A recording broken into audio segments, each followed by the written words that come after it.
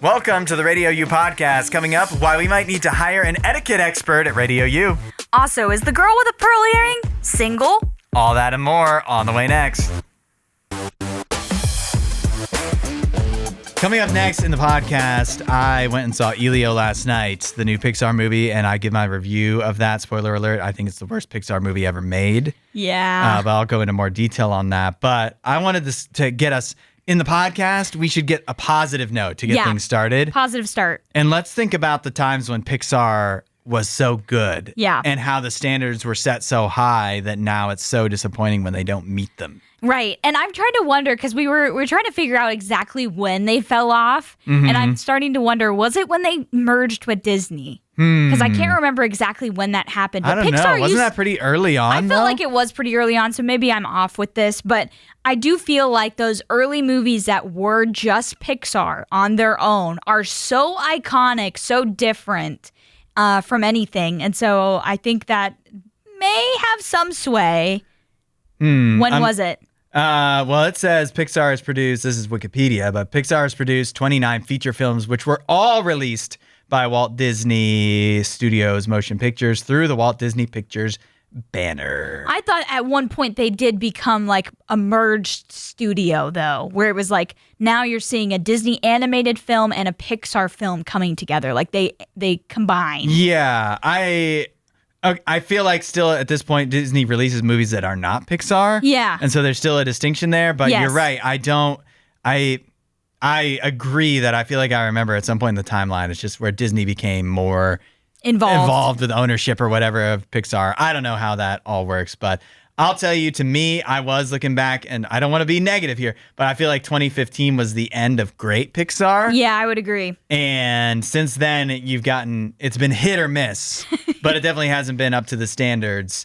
And just since 2015, I didn't realize it's been so long where it's been more miss than hit. Oh my gosh, there's really, when looking through this list, there's really not many that stand out. But it's a lot of movies that are just like meh or actually bad. But to take the positive outlook of it, from the first Pixar movie, which was Toy Story in 1995, to 2015, 20-year run. I don't see a whole heck of a lot of misses in there. No. 20 years where almost every movie, even the worst movie for the first 20 years of Pixar, what was it? Maybe Cars 2 or Toy Story 3, which I know is a controversial take, but I think Toy Story 3 not the greatest of them. I don't think Better Toy than Story 4, 3 but is as good, but also I would never say it's the worst of the 20 years. Monsters University came out in there. That's not very... I don't mind it, but it's not very memorable to me. I liked Monsters University. I think the movie I liked the least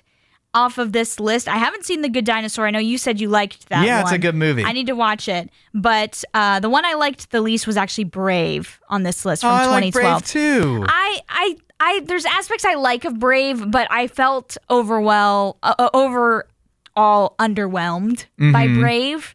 And a lot of these other stories are just, in my opinion, superior. So I'm not trying to say Brave is bad. Still it's in not the 20-year ranking. It's still very good. Even if you're in the bottom 5 for the first 20 years of Pixar, that's still better than almost every movie they put out in the last 10 Exactly. years. I'm not trying to say it's bad. I know so many people I know are Merida fans, and I am too. But I just think for that 20-year span, the one that I probably liked the least out of all of those movies was probably Brave. Because it just had some aspects I just felt like were kind of boring. For real, though, the worst of the first 20 years, and we're still being negative, but the worst of the first 20 years of Pixar is Cars 2. I like Cars 2. I like that one. And The Good Dinosaur, and I mean, just all of these are better than that.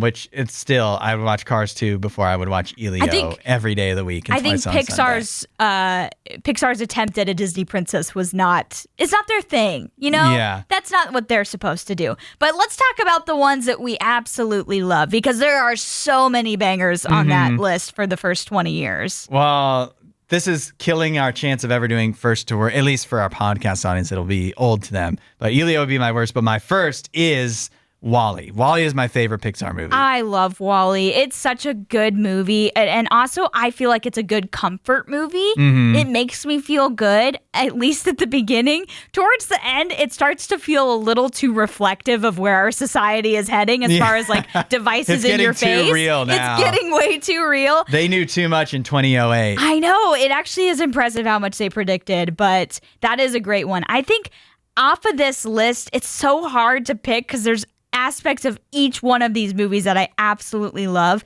but I think the one I like is the most is Ratatouille. Really? I love Ratatouille. I think there's so many funny jokes, but also I just think the cooking and the music mixed together is so warm and just nostalgic for me. I just have so many fun memories watching that. But I will say the one that I think I watched the most out of this list from the first 20 it has to be somewhere between Monsters, Inc. and The Incredibles. Yeah. We had those on VHS and wore them out. Yeah, I watched Monsters, Inc. a lot too. If I was doing a Mount Rushmore, it's so hard. It's so hard to pick. They're so good. This is why we couldn't do first to worst too, because it'd be too hard to narrow it down. But I mean, WALL-E is definitely my favorite, but then I would probably fill it out with a Mount Rushmore of Toy Story 2, because that's my favorite Toy Story. And then maybe Monsters, Inc. and Finding Nemo, but also the first Toy Story. That's my top 5. I know. Those are all really good. I think The Incredibles has to be on that Mount Rushmore for me because that really kicked off my love for superheroes. I had never really gotten into DC and Marvel before that. And I started loving Batman right after The Incredibles. Like I had seen The Incredibles and I was like, all right, I've got my superhero fix. I need to get more of it. So I think I'd have to probably do The Incredibles, Cars, Monsters, Inc., and Ratatouille, even though I kind of want to pick Toy Story. It's so hard. And neither of us even mentioned Up. Which is also so good. Which is good. I always feel that like that one and Toy Story 3 are the ones that I feel like get overrated the most. Okay. Not because they're not great, but Toy Story 3 is so emotional. Yes. But that doesn't mean that it's as good to me as Toy Story 2. Yeah. And Up, if you took away the opening montage of Carl and Ellie. Yeah. Like the rest of the movie is good, but it's so boosted up by how amazing the opening montage is. You are so right. That the rest of the movie is fine, but it wouldn't stand up to the rest of the other Pixar movies. It'd still be good. It'd still be much better than anything else. Or Elemental or Turning Red, but it's just that. But the opening montage just hits so hard, though. It hits so hard. It's heartbreaking. And that music, that song is just like, as soon as I hear it, I'm like transported back to watching that movie. I want to know what people think. There's got to be somebody out here that disagrees. It's like, no, A Bug's Life is the best, or whatever. Or the last 10 years of Pixar are the best 10 years of Pixar. That's a hard take to defend. Make your case. I mean, we would love to hear that. If you want to be Custard, I feel like this is Custard's last stand. If you take that route, but if you want to be, you can chime in, tweet at us, get on our Instagram, on our YouTube, or email mornings@radiou.com, and we're here for it. We're ready. Yes. I saw Elio last night, the new Pixar movie, and it is the worst Pixar movie of all time. Oh, no. 8772 Radio U. Normally we hold off on our movie reviews until Monday with the box office breakdown, but I couldn't wait on this. You were like, I need to tell people now. Do not go see this movie. I mean, people really haven't, although it was kind of a packed theater yesterday, probably just because it was $5 Tuesday or $6 Tuesday now. But listen, it was so bad, it literally ruined my day. Oh, no! Because I couldn't stop thinking about how much I hated it. And now, granted, I think it is fair to say, worst Pixar movie, still out of all the Pixar movies, it's a bad distinction of the Pixar movies. Yeah. But Pixar movies, the standard is high. The standard is really high. Yep. And I was thinking about, before I explain why the movie was so bad, I was thinking about like how sad it is because Pixar movies, every time they came out, it used to be like an event. Yeah. Like they would never miss. I had a friend who, I can't remember if it was for his 18th birthday party or his graduation party. He had like a party and then it's like, hey gang, let's all go see Toy Story 4 afterwards. Oh, yeah. And so like that was that I feel like that was the beginning of the end. Yeah. for Pixar. Honestly, I felt that way after Toy Story 3. It's been really, really rough ever since then. But here's the problem with Elio, is that Elio himself is not likable. Oh. Elio is really selfish and a liar and a jerk. And this is a spoiler alert, but I mean, it happens in the first 5 minutes. Everything I will tell you is stuff that happens in the first 5 minutes of the movie or is in the trailer. Okay. Elio's parents die. That's how the movie starts, is like them telling you that his parents die. Okay. And I guess that's supposed to be like, because his parents died, you're supposed to like him. But he's not likable. Oh, no. So you're going through the whole rest of the movie and Elio's doing his stuff and it's like if the parents thing won you over, then you're rooting for him. But if you're like me and you're like, you're going to have to give me more than just his parents dying, that doesn't give you license to be... to be a jerk? Yeah, to be horrible, then you're not rooting for him. Yeah. And I did wonder, because I've definitely heard this theory about Inside Out and Inside Out 2, that depending on like your age or whatever, you could watch it and identify with Riley. And that will give you one perspective of the movie. But if you get older, you might, or just some people, would identify more with the parents. Yes. And see it through their eyes. And I've watched it and now, like after hearing that theory, been able to see it through both. And it's a good movie through both. Yes. Lenses. Yep. I was concerned. I'm like, as I'm watching the movie, I'm like, am I, just because I'm older, like I'm not identifying with Elio, I'm identifying more with his aunt that's now taking care of him? But no, because these random kids nearby were also audibly rooting against Elio during the movie. So I'm like, okay, I'm justified. You're not alone. Yeah, but I'm telling you, I was so mad that I watched that movie. I wanted to watch F1. Oh. I got overruled. Oh. And instead we saw Elio. I was going to say, you wasted good money on Elio. That's so sad. I mean, it was only $6. Yeah, but still. $6 I wish I could have back. Yeah. To spend on F1 instead. To spend on a different movie. Yeah, so. Pixar really fallen off, though, because. I was looking at their list of movies. It's gotten bad. It's gotten bad. And also, I do feel like that take of what you're talking about with how you can view it through the lens of an adult or versus a child. Pixar always had that kind of appeal. It appealed to both the parents that were going to see it and the kids that were being taken to see these movies. Like it was entertaining for both. You watch Up and you can get, like, you're on Russell's side. Yep. And you're on, what's the grandpa's name? What's the old man? Carl? Carl, yeah. You love both of them. You get both of their stories. Elio, just because his parents die, there's nothing, and a great contrast. Lilo and Stitch, which is almost like the exact same movie, actually. But Lilo and Stitch starts out with with Lilo, and you see her being bullied and being kind of like an oddball. And then you find out, like, she's not with her parents anymore. Yeah, her parents are no longer. And so they've won you over with that, of she's being bullied first. Elio does not give you any of that. It goes straight from his parents died. He's not functioning well with his aunt.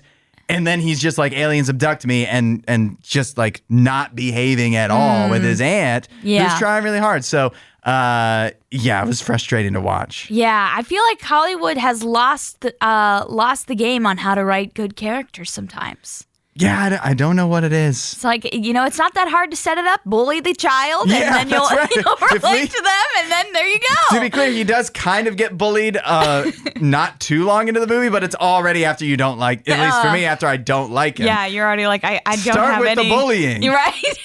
Also, if you have to kill a character's parents for actually no reason, just to make them likable, that's not a good start anyways. No, that's called fridging. It's not a good way to write. Nope. So if you haven't gone and wasted $5 or more on Elio, I really don't. Don't do it. Yeah, okay. Maybe on Disney Plus just to get mad like I did.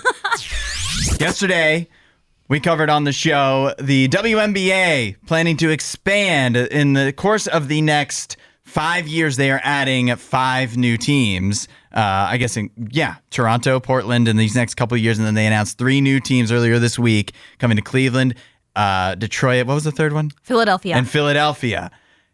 Yesterday, one of the WNBA's stars, Sophie Cunningham of the Indiana Fever, was asked about the expansion.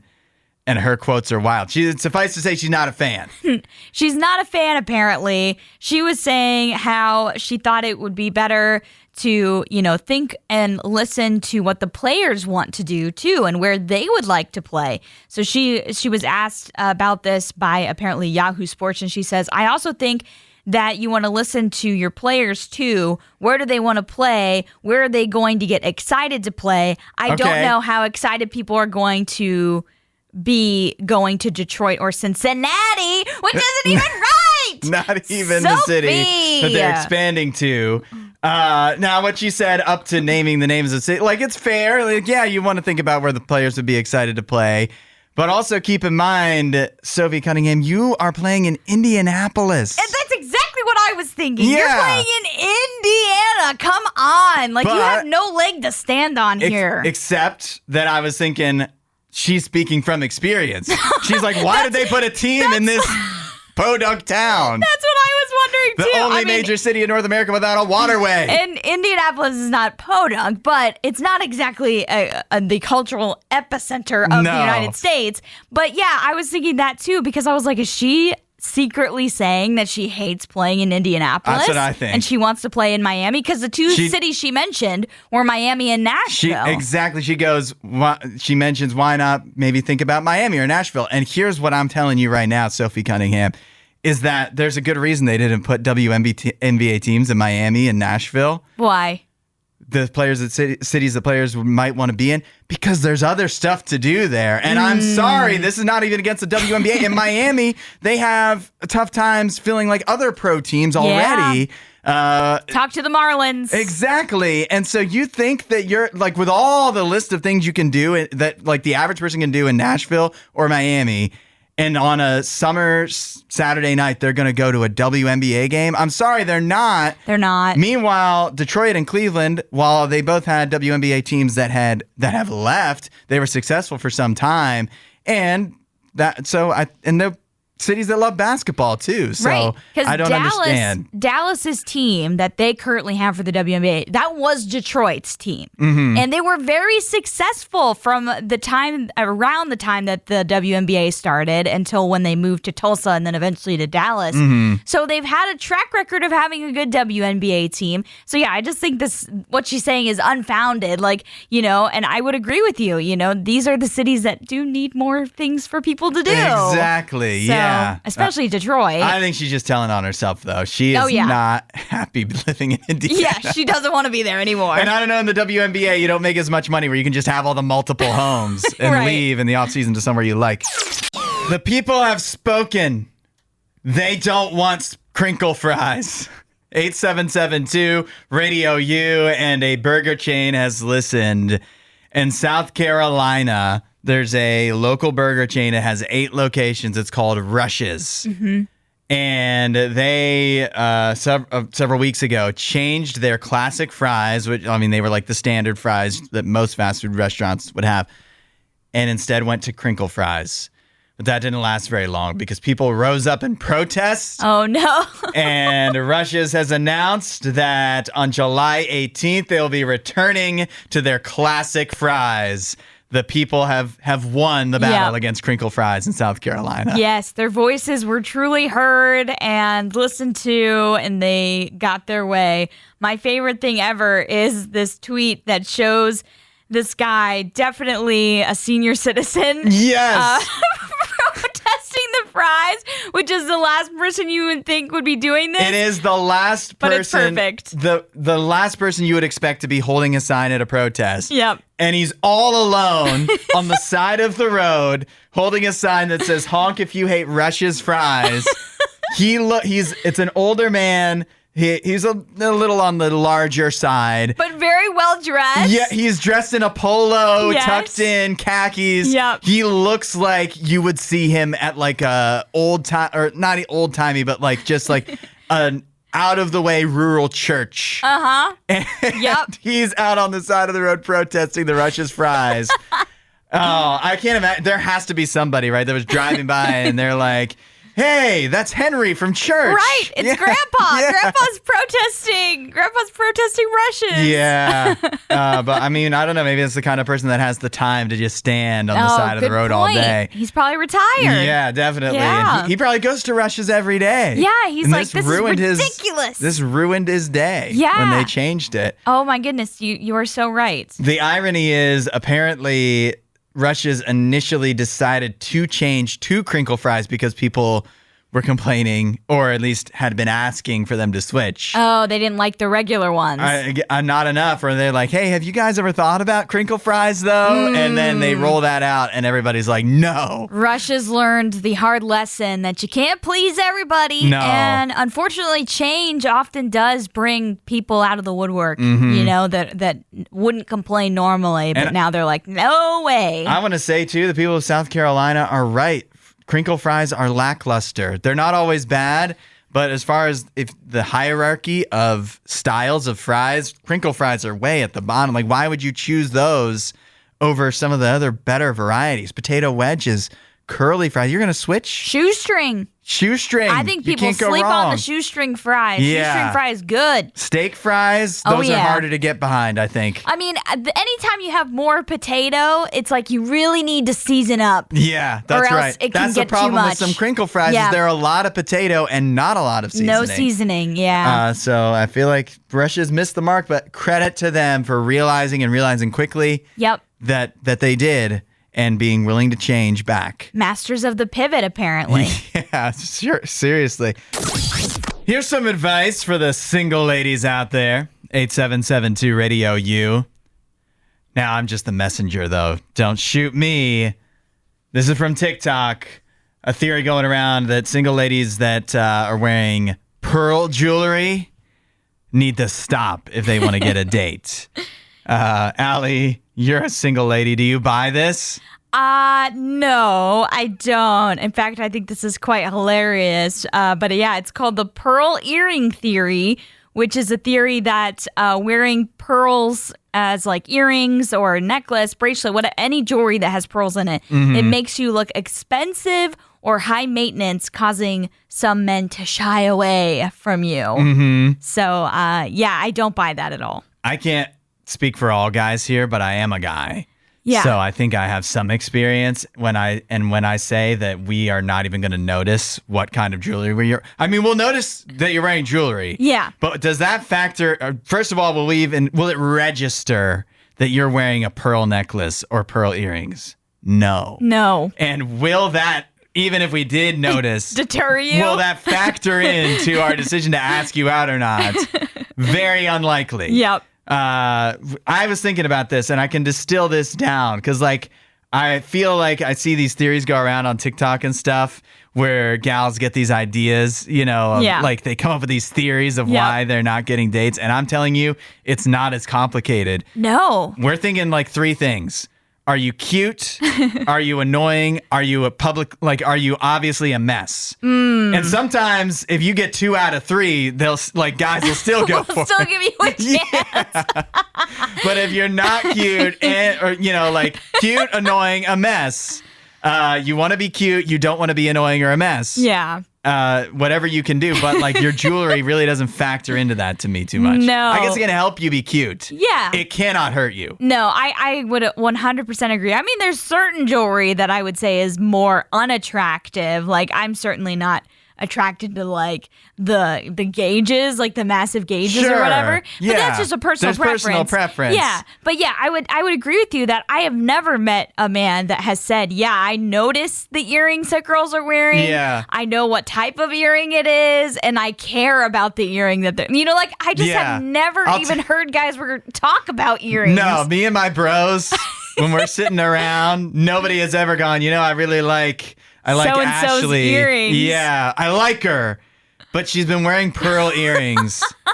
It's giving high maintenance, so I'm not asking her out. Like if she would just stop at the pearl earrings, then maybe I could. Maybe we could be something. But yeah. It's the pearl earrings for me. Now, this is not something that guys think about. No, and I just think most of the time girls don't realize how little detail guys really pick up on. But I also will say, to their credit, I do think what they're trying to point out is maybe it's more of a subconscious thing where it's like guys don't approach women that they view as potentially high maintenance, and they may not realize that the earrings or their attire has some type of input on that. That's a good point. That to me, like I boiled it down to annoying. That it's not the pearl jewelry that is scaring guys away, but a person that wears pearl jewelry could, I don't know, I've not done a study on this, but that could be an indication that if you like wearing pearl jewelry, maybe you could be annoying to some guys. Maybe. But it's not the pearl jewelry. No. You know what I'm saying? Yes. Yeah. I'm glad we're on the same page on this. Yeah, I fully reject that this is the reason why women are not getting dates. And if you're going on TikTok saying, I think I'm not getting dates because of the pearl jewelry I'm wearing, that also may make you seem annoying. Yeah. I haven't even watched some of it. Like, I don't know. No. But there's several of these videos that have been made. Yeah. Like when I looked through this article, several women are like, oh my gosh, I realized this is me. And it's like, no, it's not. It's not the reason why you're not getting dates. Just similarly to women that say they're not getting dates because their eyebrows are not on fleek enough. Like, no, the guys don't care about that. We don't care. All the little things can come together. They can all add up. But anytime you're distilling it down to like one little small minuscule detail, that is not what is holding you back. No. So I'm not just saying this because I'm about to have a baby, but should we have baby showers for men? 8772 Radio U. I'm not saying this because I'm about to have a baby, because I'm not. Okay. I'm just saying, should we start having baby showers for men? So what's the argument here for that? That it's supportive of a new family. Okay. And when you're, whether you're a father or a mother, you're about to have a child, you need all the help you can get. So like a combo baby shower? No. Or like, let's say it's the men's workplace. Yeah. Where the guy works or the husband works or whatever. All the gifts are for the baby, right? Yeah. So who does it matter? Why does it matter who gets showered? I mean, the thought has always been that the shower is for the mom because she's, carrying the child. And is about to be a mom for the first time and all of that. Nothing wrong with that. Yeah. It's a great idea. But I have seen a lot more people. Whoever came up with it. Right. I have seen a lot more people do the combo showers where it's the man and the woman together at the shower.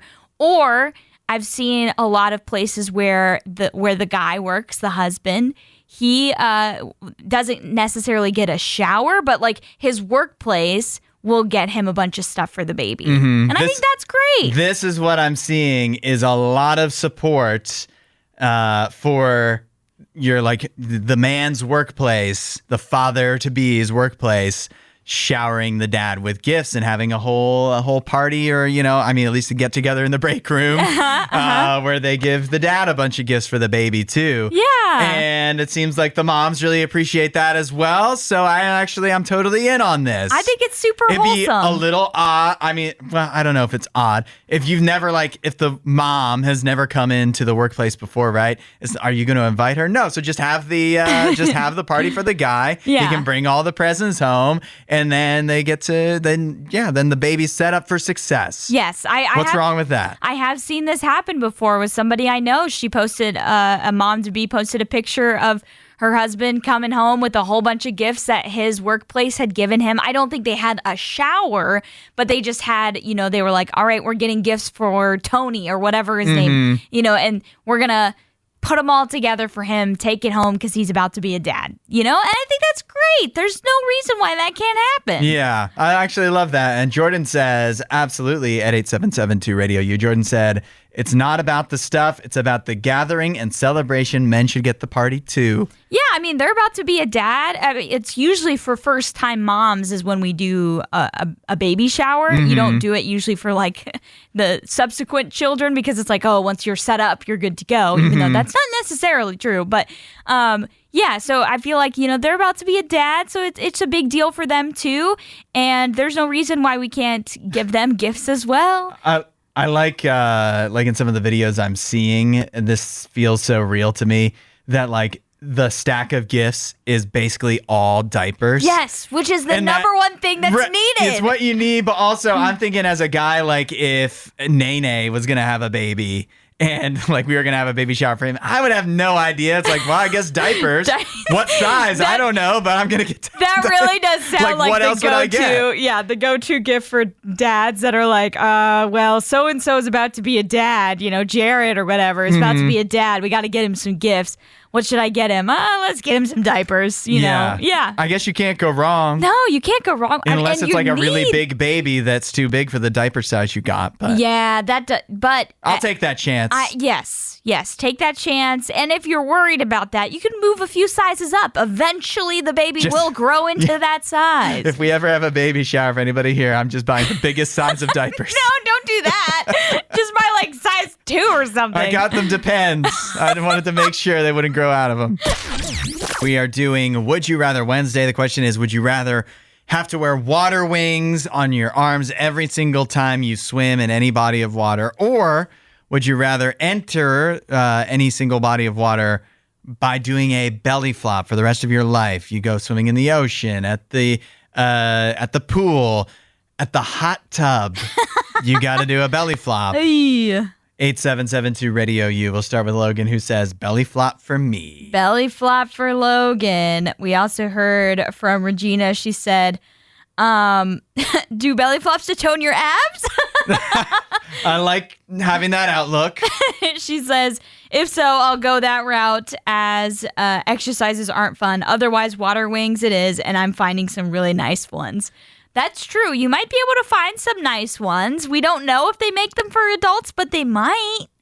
Yeah, I've never seen that. I've also never looked. I haven't looked either. I can't imagine they'd be very good sellers because I've definitely never seen an adult wearing water wings in real life. Because even if you are an adult that can't swim, I feel like there's other things that you would use first. How big would those water wings have to be to actually help you as a 200-pound man? Well, I think we mentioned this yesterday when we were teasing the Would You Rather Wednesday. I'm convinced the water wings didn't really do much. Yeah, I'm not sure how much they actually helped at all. When we were kids using them. It was all in your head. Yeah. Jenna said, belly flops 100%. Pain is temporary, but water wings in your 20s is forever. Okay, yeah. Heard from Max. The embarrassment. He said belly flopping.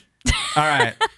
I'm telling you right now, I'm very strong on this. Water wings would be embarrassing, but belly flops would make it nearly impossible to me to go to the beach or to go in a hot tub. And I love hot tubs and I love the beach. And so I have to go with water wings.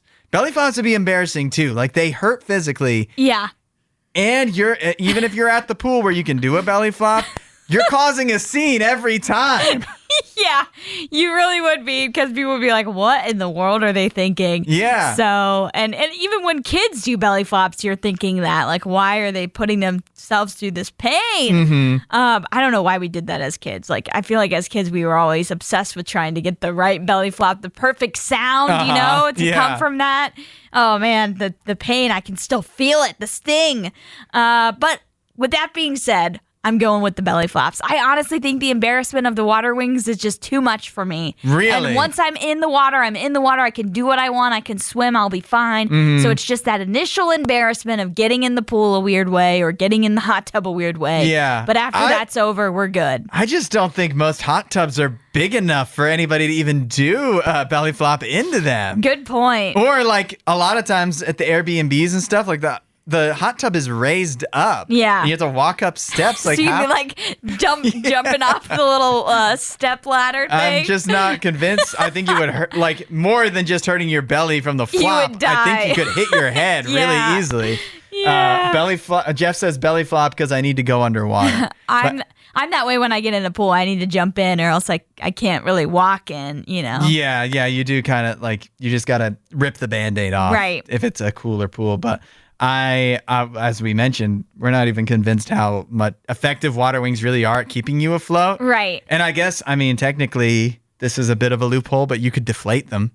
And just wear them? Yeah. They're like little armbands. It's embarrassing either way. Might as well just deflate them so you can go underwater. Yeah. Hudson, do you find yourself thinking sometimes when you're going through something, maybe something that's particularly hard, it's not exactly an enjoyable moment of life, you're like, I just can't wait to be on to the next thing. Maybe the next phase of life or whatever. Mm-hmm. It's so easy to kind of focus on the bad and think that, you know, all we need to do is get through whatever we're going through, and then whatever's up ahead will be better. Yeah. Oh, that is one of the lies of life, that like, if I can just get, you know, if I can just graduate, or if I can just like move on from this job, or if I can just put this tough situation behind me, then finally things will be smooth sailing the rest of life. Right. And it never works that way. Never works that way. And I was recently reading the book of Esther, which is in the Bible. Really short read, by the way. I recommend it. It's a fun read because the story is quite engaging, actually. Mm-hmm. And I really think the verse that sticks out so much comes from chapter 4. And it's right at the end of verse 14. And it says, "Who knows but that you have maybe come to this royal position for such a time as this?" I love that question because if you know the story of Esther, she's kind of now suddenly the queen of like Persia, like a small like kingdom in Persia. And there are people, there's forces working to kind of exterminate the Jews that are in this area. And she is suddenly in this position of power. And this is her uncle speaking to her like, maybe you were put in this place for such a time as this. Even though what you're going through right now, there's a lot of turmoil, a lot of struggle, a lot of not great feelings. This is where you're meant to be right here and right now because there's a purpose in what you're going through. And that's what I think sticks out to me, not only in that verse, but also in what we experience in everyday life. There's purpose in what we go through, purpose in the waiting of those moments when we feel like, oh, I just can't wait to be to the next phase of life or be into this next thing that's ahead of me. There's purpose in that moment of just being right there where you are meant to be for such a time as this. Yeah. It's not one of those things where like bad things are happening to you, but sometimes you get into situations you're like, man, I wish I could just skip past, you know, like where's the fast forward button? Right. And I can't help but think of Macho Man Randy Savage. Like, I'm unjustifiably in a position I'd rather not be in. Like you get into a position you'd rather not be in and you're like, I wish I could just get out of it. But it is true that sometimes being in that position gives you an opportunity to make a difference and to do something positive.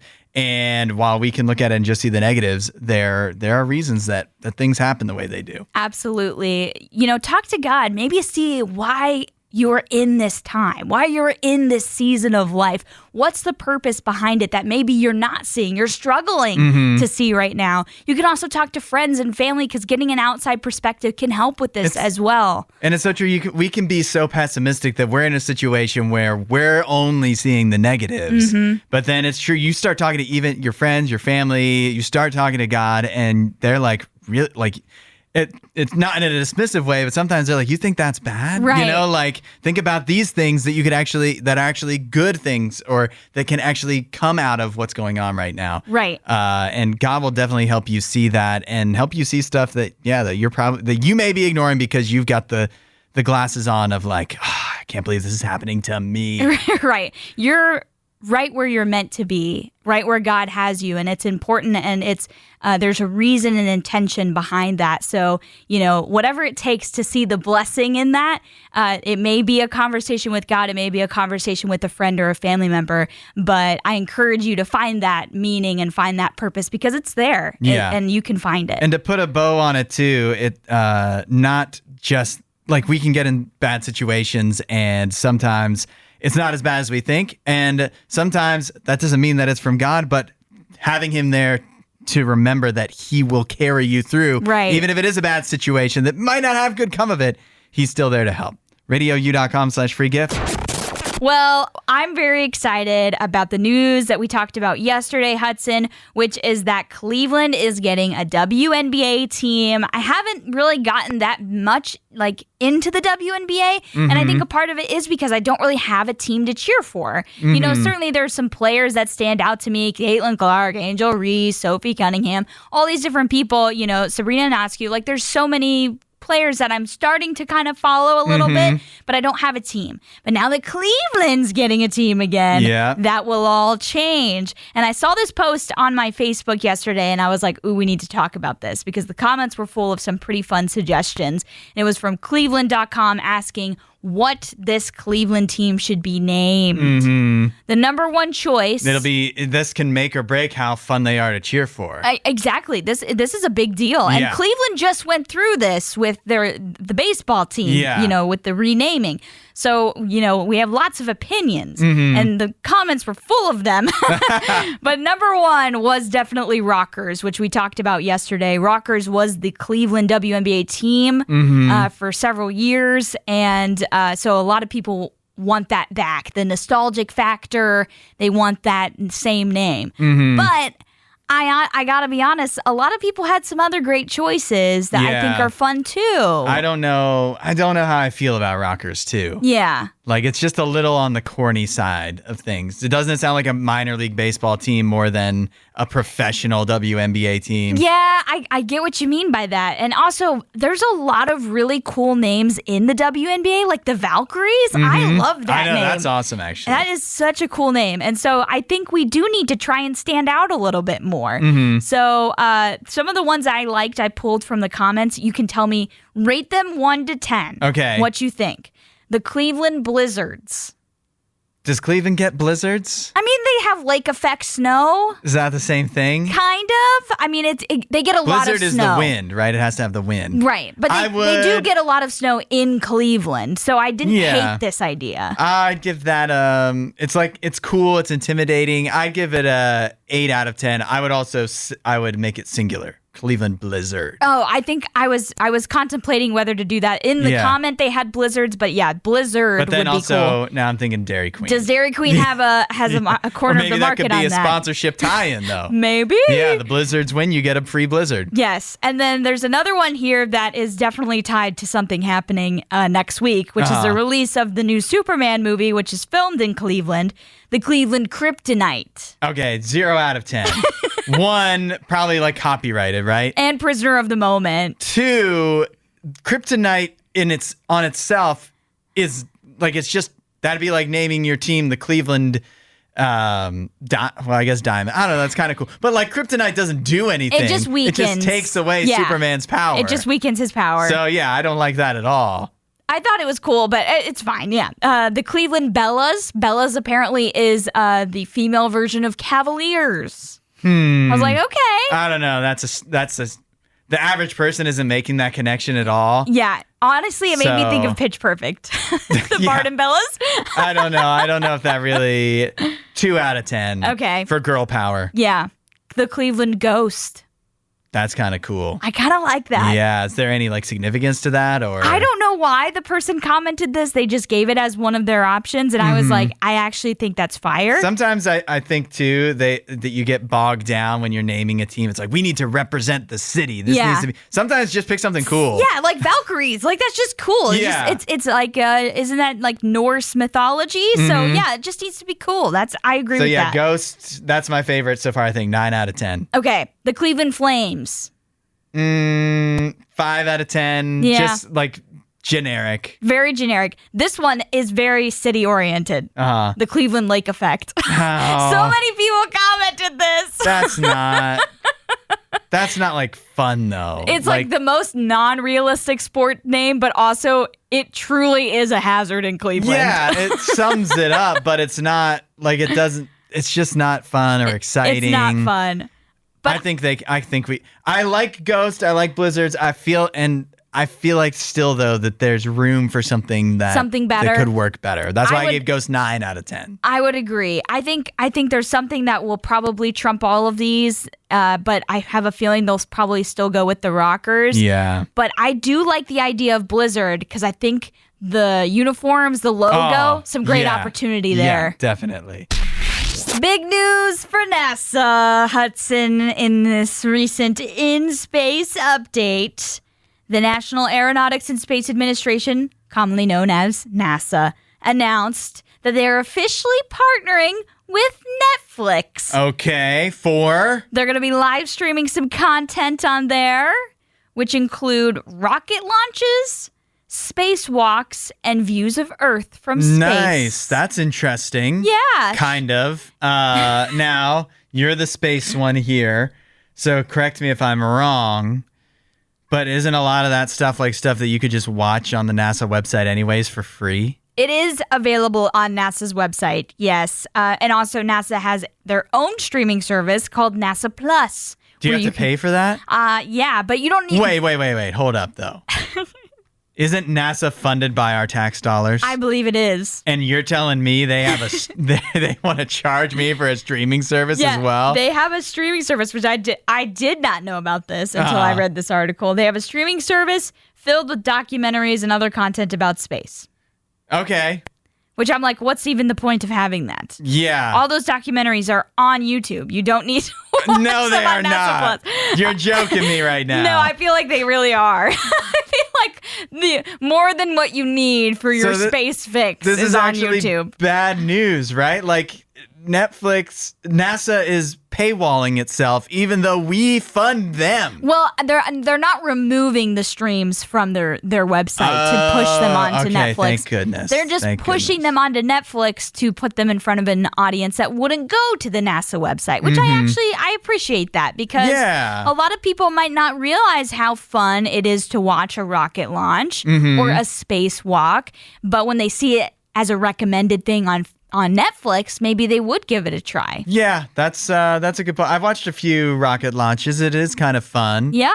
Online, I tried to go with my parents, tried to go to a rocket launch years ago, like actually in Florida. Yeah. Because we were there and there was supposed to be one and then it got canceled. So and that does happen. Bummer. That does happen, unfortunately, because, I mean, they don't want to launch it unless the weather and everything is all right, and also they need to make sure the rocket is good to go before they launch it. Sometimes even if the weather is right, just look at Elon Musk, the stuff still winds up floating in the ocean instead of actually going where it's supposed to go. Exactly. So. Things need to be right to time it all up and everything, but either way, I think this is a pretty cool move for Netflix and for NASA. They're trying to get their stuff in front of a general, bigger audience, so I'm okay with that. And Netflix can use their algorithm to recommend it to the people that are most likely to watch it anyways. Yeah, which would be me. Yeah, exactly. Yeah, if you have a Netflix subscription, this is all you'll see. I feel like that's true.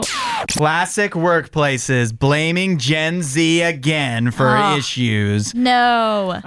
This time... It is tech companies in like Silicon Valley in the Bay Area where they are claiming that Gen Z, the new workers they are hiring, are have such bad workplace etiquette that they're literally hiring people whose specialty is to teach. They're bringing in etiquette experts to teach their new hires how to act when they come to work. Oh, no. Okay, here's the thing.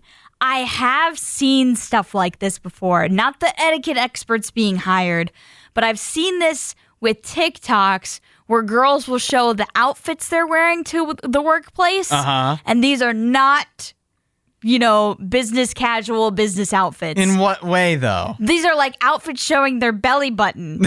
And you're like, oh, no, don't show up to work in that. So yeah, I have seen this as like a trend of like Gen Z is just not quite up to par with the expectations of a corporate work office.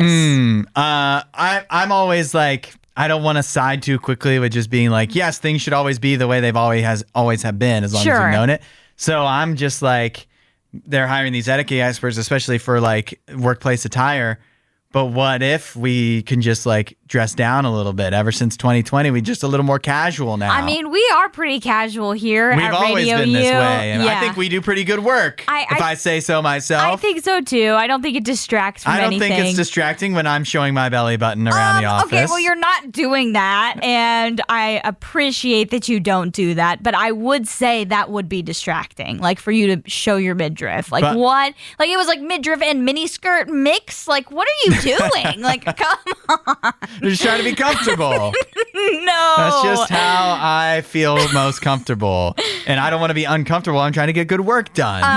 Okay. I feel like you can be comfortable in other clothes. There's I mean, it's not just the attire, though. And I'm thinking also with the attire, you could hire these etiquette experts to teach people, or you could do what many companies that pay their employees much less do, and that is provide uniforms, provide some kind of like attire for them. Oh, no, that would suck. No, I think that'd be nice. No, I don't want to wear a uniform to work. I always love when you watch like game shows or like stuff on ESPN. Like The Price is Right or something? Like the stuff that's filmed on a set, right? Yeah. And everybody's wearing suits. Oh. And then at the end, it's like outfits or whatever, wardrobe provided by whoever. And I'm like, man, that'd be nice, wouldn't it? To have a wardrobe. Yeah, if RadioU just provide me with a wardrobe. I mean, as a girl, that would be fun because I feel like girls have a lot more to accessorize with than guys do. The guys just get like suits and a fun tie, but girls, we got all sorts of fun dresses we can wear. I'd be way more happy to wear a suit if it was provided for me every day than if I had to buy my own. That's fair. But apparently this particular situation was more to do with just like the things they were doing in the work environment. So not the clothes they were wearing.